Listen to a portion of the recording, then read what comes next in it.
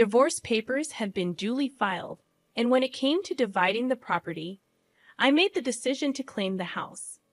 Despite my insistence, Ben dismissed any notion that he could contest it. Uttering those final words, he abruptly left the hospital room, indifferent to my pleas for him to wait and my desire for a meaningful conversation. That was how I found myself discarded, even in the midst of battling a serious illness like cancer. Loneliness enveloped me, but strangely, the negative emotions that once lingered in my heart began to dissipate. It was as if my love for Ben had evaporated. At that moment, I acknowledged that Ben, who had insulted me and consistently acted selfishly, deserved some form of retribution. I began calmly strategizing my revenge. My name is Wendy Morgan, a 50-year-old housewife living with my husband Ben. Our marriage, devoid of children, had spanned 30 years. Initially, I believed we were a supportive couple, but an irreparable rift had developed between us. In my understanding of marriage, partners should support, challenge, and complement each other. However, this was absent in our relationship. Returning from an errand, I found Ben demanding dinner immediately, oblivious to the continuous responsibilities of a housewife.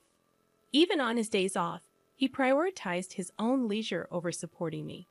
Over the years, Ben never extended a helping hand, regardless of how busy or unwell I was. His perception of a housewife's role seemed limited to constant labor, and he never allowed me to rest, even during illness.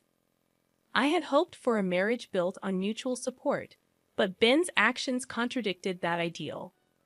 The early days saw me attempting to bridge the gap, but Ben remained resolute, asserting his belief that as a housewife, I had no grounds to complain.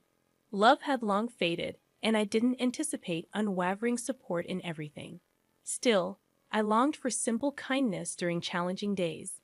Ben's refusal to acknowledge my humanity and hardships widened the rift between us, turning our marriage joyless and meaningless. I grasped the situation more acutely than anyone else. It was during this realization that I sensed something awry with my health. While I had always been prone to illness, this time felt distinctly different.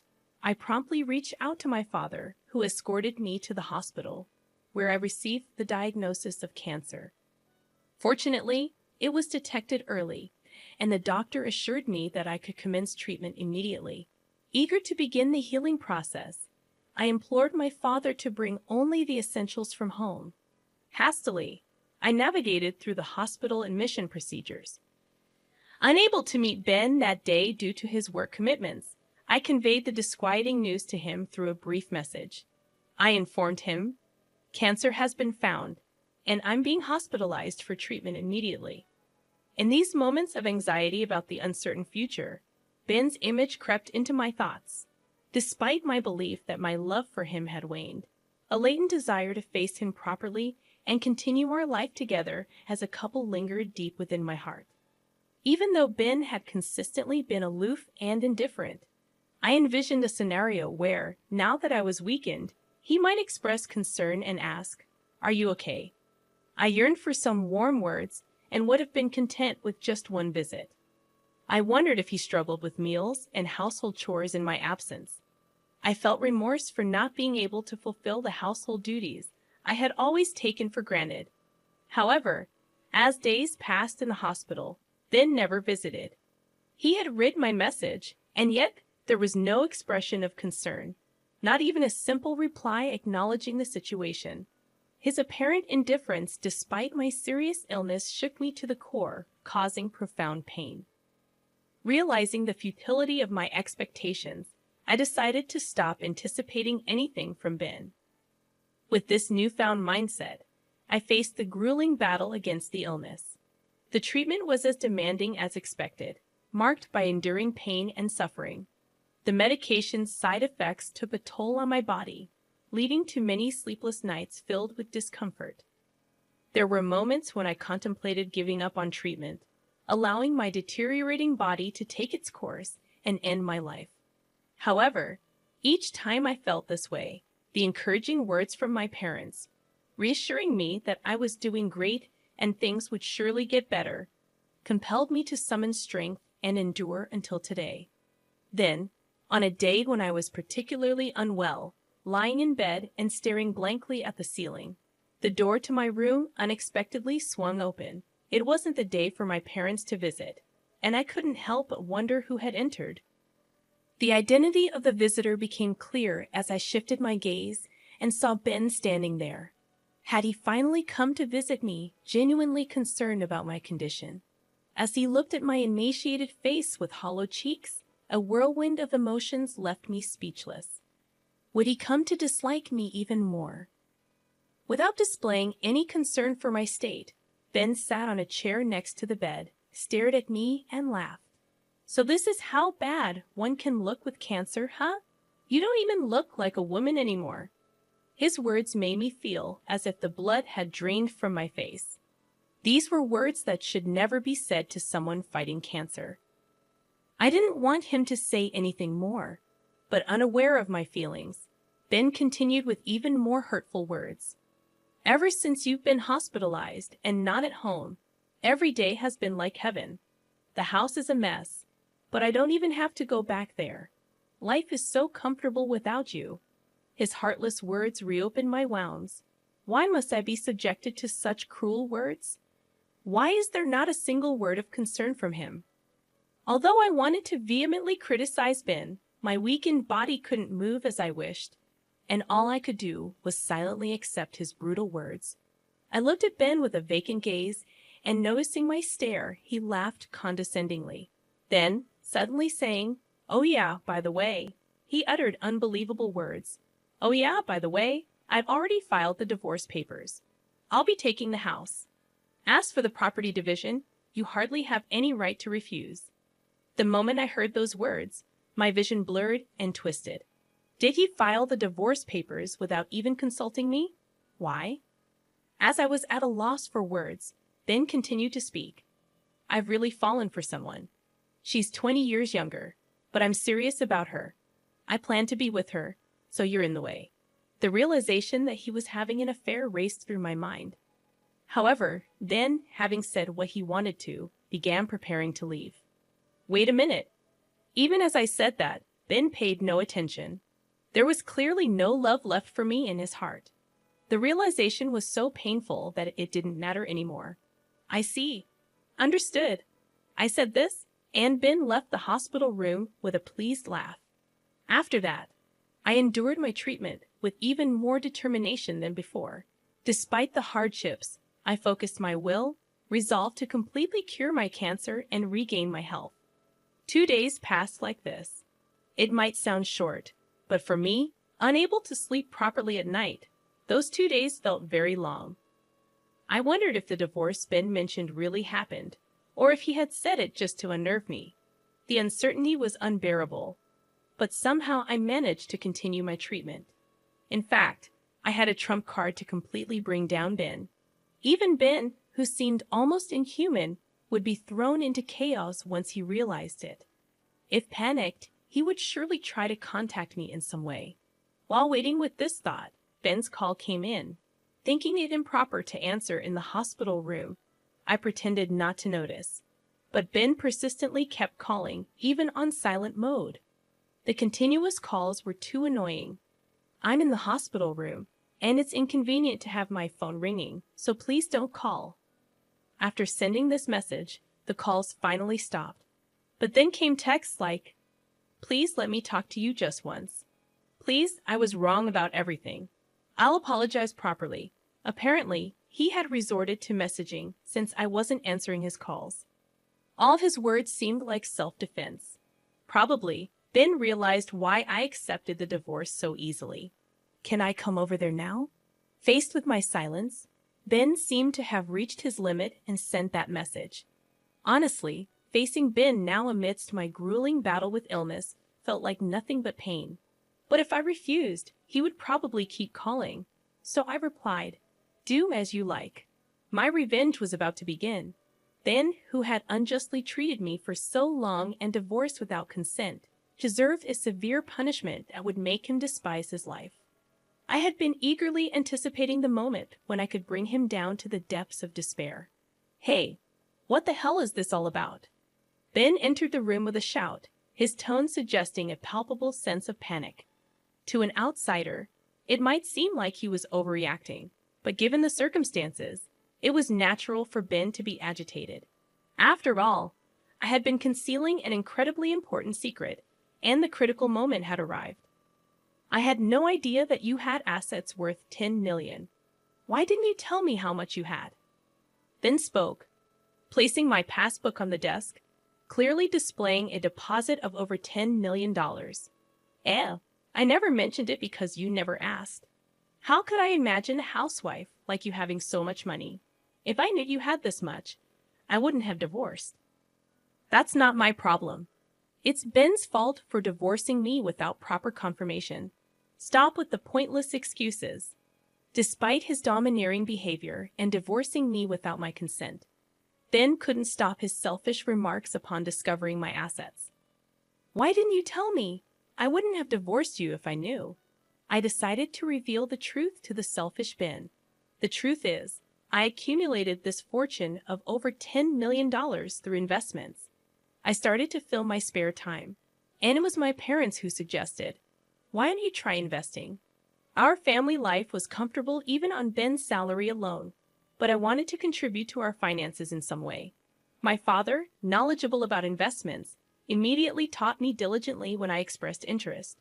Thanks to his guidance, I started with the hope of making even a small profit and continued investing steadily.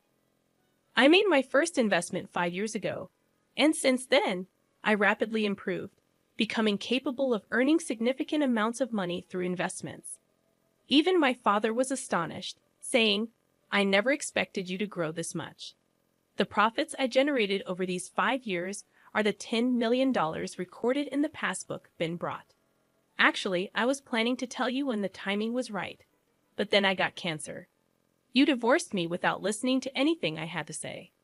I never intended to keep this wealth a secret forever. Once I overcame my battle with cancer and could return to my normal life, I planned to tell Ben about this $10 million. I had originally intended to share it with him, envisioning that we could continue our life as a couple and use it when necessary. However, Ben selfishly chose to divorce before I could reveal this financial secret. Now that we're strangers, it feels odd to disclose it to him. Given this outcome, the entire $10 million probably belongs to me. As I recounted my story, Ben's face flushed, and he began shouting, "If I knew you had this much money, I wouldn't have divorced you. It's your fault for keeping it a secret, so pay me $10 million in the property division. You need to atone for the sin of keeping secrets from your husband." Whether he was panicking over the reality of such a vast fortune or frustrated that he couldn't get his hands on it, Ben started saying the unthinkable. Since we were already divorced, no matter what, it was impossible to give him this $10 million. Still, Ben, seeing but unable to reach the $1 million right before him, started making unrealistic demands. In response, I unintentionally laughed. Ben yelled at me, "What are you laughing at? Stop belittling me. I've always been annoyed by your attitude. I never thought you'd be so cunning to have such a fortune as a wife. A wife's assets belong to her husband. You have to give me this $10 million. I never intended to keep this secret forever. I was planning to tell you, but you divorced me first. Stop making excuses. It's all your fault for keeping secrets." Without any recollection of making excuses, Ben became more enraged with each word I spoke, blaming and berating me. His shouting was too much for my head, still recovering from illness, and I couldn't bear it. Realizing it was futile to continue talking with Ben, who wouldn't accept my words and would surely try to make me the villain, I quickly ended it. "Enough is enough. You divorced me of your own accord, right? Who filed the divorce papers without my consent? I always thought your behavior was terrible, but I never imagined you could be so cruel. To think a person could feel this much frustration. Now my heart was filled not with the pain of battling cancer, but with resentment towards Ben. He should have realized that shouting this loudly would affect my weakened body. More than that, I couldn't suppress my anger towards this selfish person who sat arrogantly beside my bed, accusing me with words born from his self-centered thoughts. Do you know what I thought when I found out I had cancer? I thought that answering him might make Ben worry about me a little, be kinder to me, and reconsider his feelings. Instead, he didn't even come to visit me in the hospital. When he finally showed up, he told me he had filed for divorce without my consent and that he would take the house. How could he be so selfish and then come here criticizing me for having substantial assets? I've said it many times, I never intended to keep it a secret forever. I was planning to find the right time to tell you. You destroyed that chance with your own hands. I had never blamed Ben this much before. I had always forgiven his selfish behavior, thinking we were a couple who should support each other. I never scolded or reprimanded him, always enduring for his sake. But the reason I could endure and keep going was that I had love for Ben. I truly loved him. But now, I don't have any love left for him. All I feel is uncontrollable anger and disbelief towards Ben, who only speaks selfishly. How can someone be so self-centered? What kind of upbringing leads to such a lack of empathy? After all, a person who indulges in an affair and divorces without consent can't possibly have serious thoughts. I was too stunned to speak, realizing it was futile to harbor any doubts.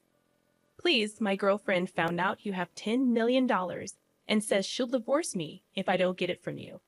If I don't get this money, I'll be all alone. You still love me, right? Don't you want to help the person you love? So Ben's mistress also knows about my $10 million fortune. He must have carelessly told her. From Ben's story, it seems his mistress is also quite obsessed with money. Birds of a feather flock together, I guess. As much as Ben and his mistress seem to be a match, I couldn't care less about him. No matter how much suffering comes his way, it has nothing to do with me anymore. Please, I'll do anything. Just give me the $10 million. Otherwise, I'll suffer. Please help me. I had never seen Ben so desperate, and his expression seemed so ridiculous that I couldn't help but laugh. At the same time, I felt disappointed and miserable, realizing he had never been this desperate about anything related to me. The more we talked, the colder my feelings for Ben became. I realized that talking to him anymore was pointless. No more dealing with this rotten man could possibly lead to my happiness. I felt foolish for suffering and hoping during my illness that he might come and speak kindly to me one day. Oblivious to my feelings, Ben continued to plead. Please, I'm begging you. Help me. But I couldn't bear to hear his words any longer. Please leave now, I said. Ben started to plead with a look of desperation. Even that was noisy and unpleasant to me. I pressed the nurse call button, explained the situation, and asked the nurse to get rid of Ben. A security guard came and forcibly removed him from the room. Please listen to me. I need you, he shouted until the moment he was thrown out. But I no longer accepted any of his words. Afterwards, he visited the hospital many times, but the nurses, knowing the situation, never let him near my room again. According to a friend, Ben, unable to get the $10 million, disappointed his mistress and was promptly divorced. Now left alone, as for me, I continued to confront my cancer with determination and finally recovered and was discharged. The relief of overcoming my difficult battle with cancer and the newfound energy I felt were more precious than anything. Now I'm living a peaceful and relaxed life, gradually using the assets I grew through investments.